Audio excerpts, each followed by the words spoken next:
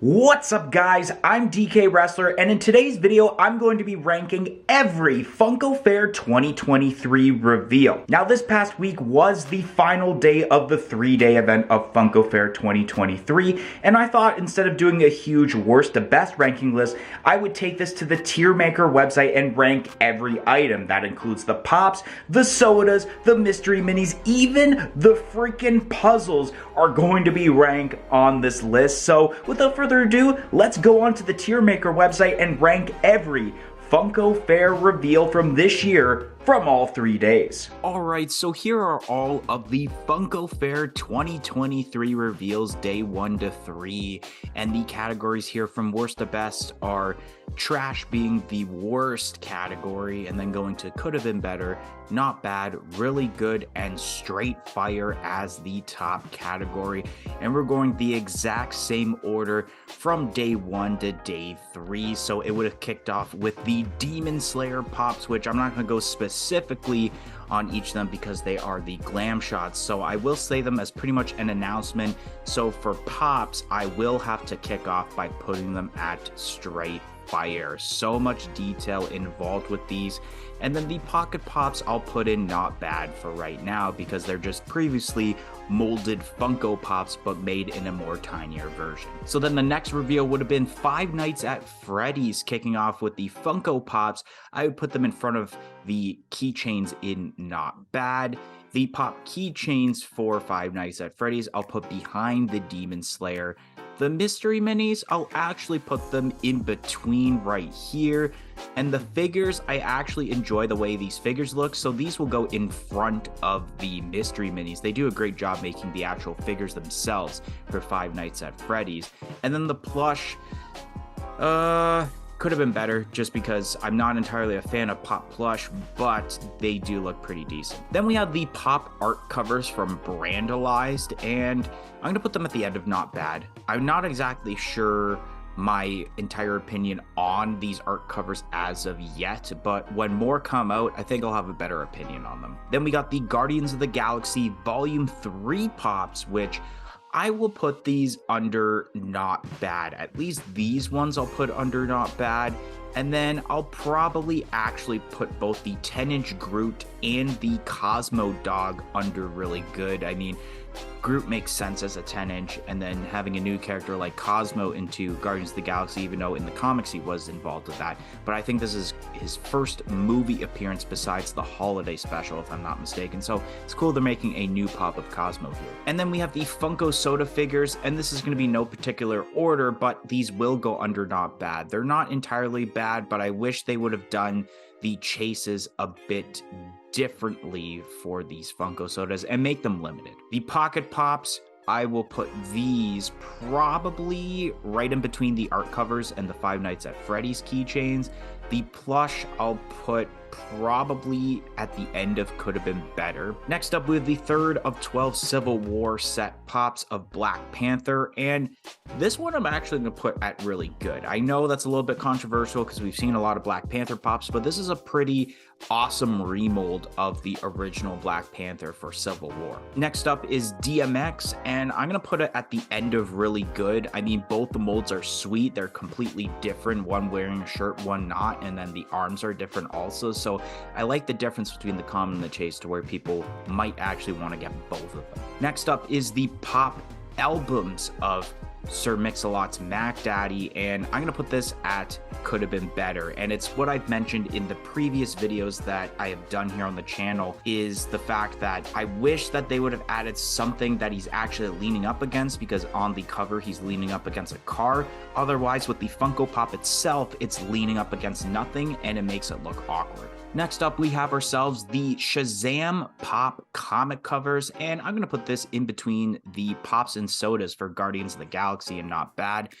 It doesn't look entirely too bad, especially the cover, and then the way they executed the pop is pretty decent also. Next up, we have ourselves the Gilligan's Islands pops, and I'm going to put them at the beginning of not bad, especially because it's a series that people have been wanting pops for a while.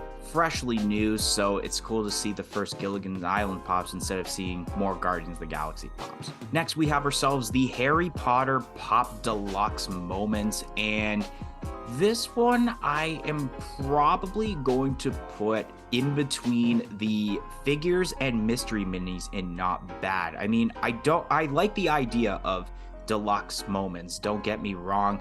I don't know, I feel like this one is a little meh. And then the final reveal for day one of Funko Fair 2023 was the Dungeons and Dragons movies pops. And for the human characters, I will put these in between the Harry Potter and the Five Nights at Freddy's figures, and then I have to put this one under amazing. The design looks really, really awesome. I thought about putting under really good, but for right now, it's gonna be at the end of amazing. Then kicking off day two of Funko Fair 2023 is the Disney 100th anniversary pops, and these are a little bit more separate, so we're gonna be able to really rank these more specifically. So with the train carts, I'm gonna put this at the beginning of not bad. I like the idea, plus I've mentioned in the video how Walt Disney here kind of looks like Top Pop's grandpa's. And then the Moana moments, like the finale, I will also put at the beginning of not bad, so now Walt Disney is the second, but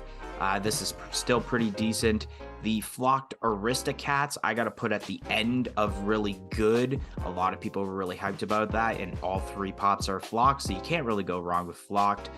The Disney Princess pops of Cinderella, Tiana, and Elsa, and they got Diamond Collection exclusive counterparts. I am going to put these under... I'll probably put these right here. Then we got the Mary Poppins, and then I can't remember the other person, but they're on the carousels, and I'm gonna put this under not bad also, but it's just a matter of where I'm putting this under not bad. Let's see, I think honestly I'll probably put them in front of the Shazam covers. And then we got the moments with Carl and Ellie. We have Flynn and not Rapunzel, I don't remember. It's a Tangled moment. And then we have, Rapunzel, long hair. And then we have the Tiana and Naveen, I believe it is. I couldn't remember the name. I'll put these right, probably smack dab in between Guardians and the Gilligan's Islands pops. And then we got the movie posters for Snow White, which I will probably put, honestly, I kind of like the Shazam one a bit better. And then we have the other Disney pops that were first kicking off actually with like the new Mirabelle from Encanto and a couple of I almost said Willy Wonka's, Jesus Christ. A couple of Walt Disney's. These ones I will also put probably somewhere right here. Next up is the die-cast Mickey Mouse, and this has got to be the first one going under trash. I understand with a lot of the reasonings behind the die-cast pops, like example Captain America because of his shield. You got even Black Panther makes sense because of his outfit being made of vibranium, the rarest metal on the planet. And then also with Wonder Woman, her entire outfit is pretty much made of metal. So I don't understand why they chose Mickey Mouse. Maybe because obviously he's arguably the most popular Disney character ever made, but nothing about Mickey Mouse, in my opinion, makes sense for it to be in a die-cast form. Next up, we have Reuben with grilled cheese from Lilo and Stitch, and this will kick off really good. And for a lot of reasons, because one, it's a new Lilo and Stitch pop. It's not a repeat of Lilo, and it's not a repeat of Stitch. Next up, we have ourselves the Jack in the Box Fluffy for the Comedians lineup, and it could have been better, mainly because we've seen a lot of Fluffy pops already. Why did we need one in collaboration with Jack in the Box? I mean, I would have rather seen another Jeff Dunham, which he's already had 2 pops, before seeing like the 10th Fluffy pop. Now we're going to the Funko Soda territory, and if I can be completely honest, pretty much all of these could have been better, and I'll put them in front because I do like sodas. Like the Ian Malcolms could have been better because why is he standing up yet he's injured? This soda of Batman, I'm going to put under not bad, and I will actually put it in front of the posters. And it's mainly because the body mold's different and they changed the color of the mask, so I do like that. But the rest, once again, Padme Amidala, because we already had this announcement, so we knew that this was already coming, and I don't like the idea of a metallic chase. Steve Harrington could have been better because we could have gotten a different molding of him instead of adding glasses and like yellow mitts. And then especially Andy Dwyer could have been better because they could have done normal Andy Dwyer as the common and then do Burt Macklin, which is what this is based off of, as the chase. Now we got ourselves the Black Widow pop as a part of the Civil War set. And okay, this one I'm going to put under not bad. I will actually put it, you know what? I'll put it in front of, okay, I'm putting it there because I like Black Widow. Yes, you can argue by saying Gilligan's Island's better because it's new, but I don't know. I'm a big fan of Black Widow, so a little bit more personal reaction goes up on this. I don't think it's really good, however. Then we got the I Am Groot pops, sodas, and mystery mini, starting off with the 3-liter soda. I'm gonna put this maybe in front of the Shazam cover. I think the Batman one is a little bit better, but I don't know about the idea of making it translucent as the chase. The minis, however, I'm actually pretty excited for. I'll actually put these in front of even the Guardians pops, not going to lie. And then we have the actual pops for I Am Groot. I'll put these in front of, you know, I like the Shazam one, but I like these better than the Snow White movie posters.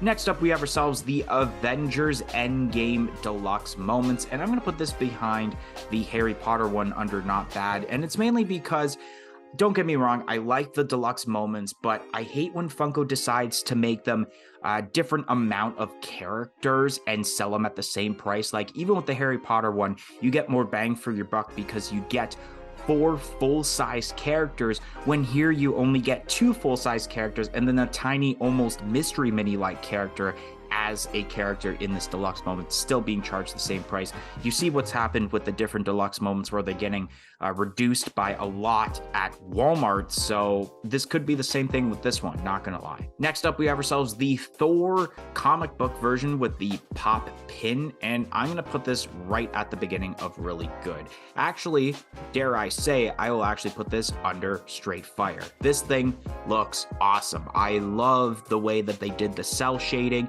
You even have the Mjolnir spinning, and they actually made the spinning effect on it very well. That's kind of always been a hit or miss as terms to Funko Pops, but they executed very well here. The whole set so far that they've announced with Thor and Iron Man look great, so I can't wait to see more. And up next are the One Piece Pops, and I gotta put these under straight fire. I mean, you thought that the Demon Slayer ones were detailed. Now you got One Piece, and each and every single one of these characters are super detailed. The only one I'm not going to put under, and I'm going to put under could have been better, is the 4-pack, because you have the majority of these characters already be made into single form, and then a character from the previous wave being made as a glow-in-the-dark pop, which I hate when Funko does that, but the rest of the characters are straight fire. They look good. Then we got ourselves the TLC Pop Deluxe albums, and I'm going to put these under could have been better.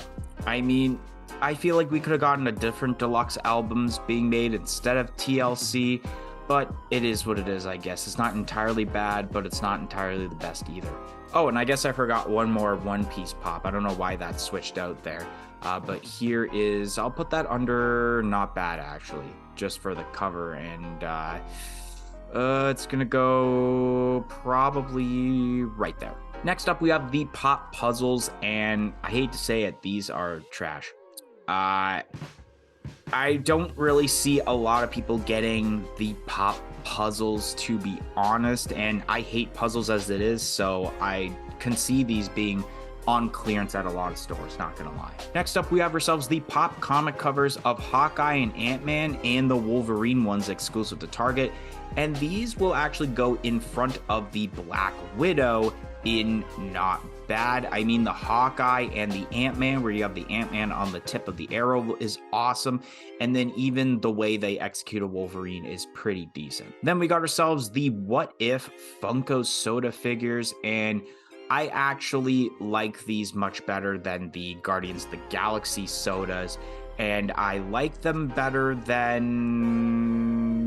Do I like them better than the Batman? I don't know. You know what? I actually like them better than the Groot, but I don't like it better than the Batman. So, boom, and I'll slap that one right there with Frost Giant Loki. Then we got ourselves the My Hero Academia pops for the like new deluxe set that's coming out, plus some pocket pops. I mean, already I'm probably gonna put the pocket pops like right here. So there you go. And then, yeah, you know what? I'm gonna put Dobby under really good, like right here, because we haven't gotten a Dobby pop in a while. And then Kirojiri is pretty decent also with this set, and I'll put it like right at the end of really good. And then once again with pop puzzles, being more specific, Ted Lasso, come on, Ted Lasso, and then Jurassic Park right there.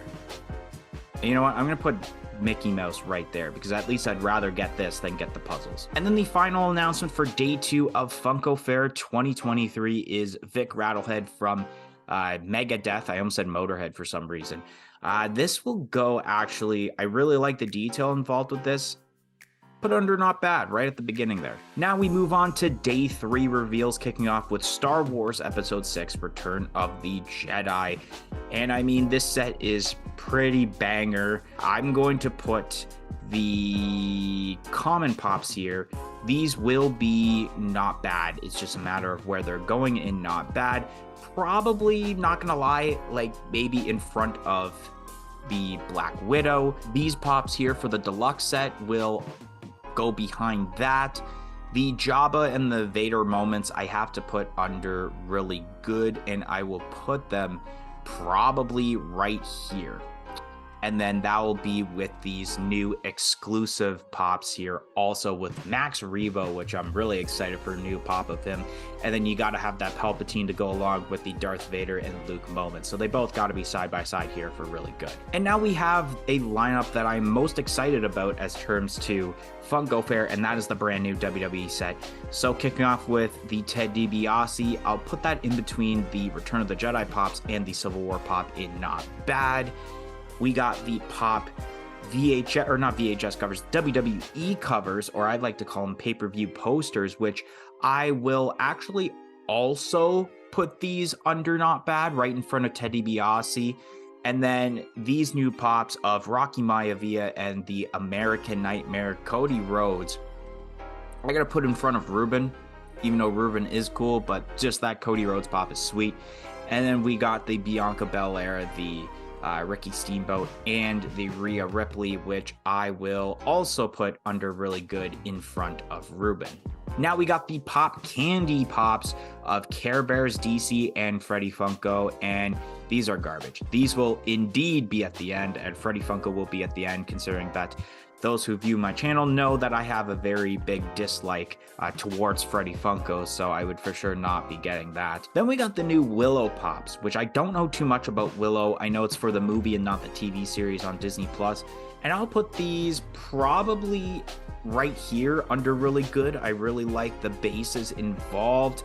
Some of the characters are meh, but some of the characters are pretty cool also. Next up, we have ourselves the Wanda Maximoff glow-in-the-dark pop, Entertainment Earth exclusive from Doctor Strange in the Multiverse of Madness.